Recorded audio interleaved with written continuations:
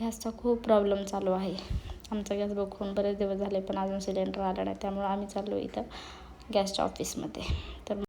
तर इथं लाडूला वाटत होतं आम्ही तिला घेऊनच जाणार नाही म्हणून ती रडत होती आणि तिची माऊ काही तिला सोडत नव्हती. मग तिने एक छान माऊला पप्पी दिली. मग माऊनी सोडलं आणि मग बाय करून निघाली पुढे. बाहेरून खूप जास्त वाढलं आहे आता. तर निघालो आम्ही गॅसच्या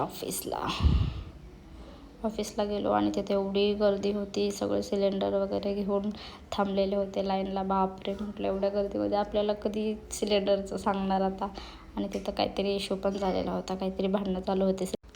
2-2 तास थांबलो तरी सिलेंडर भेटले नाही लोकांना. त्यामुळं तिथं जरा वाद चालू होता.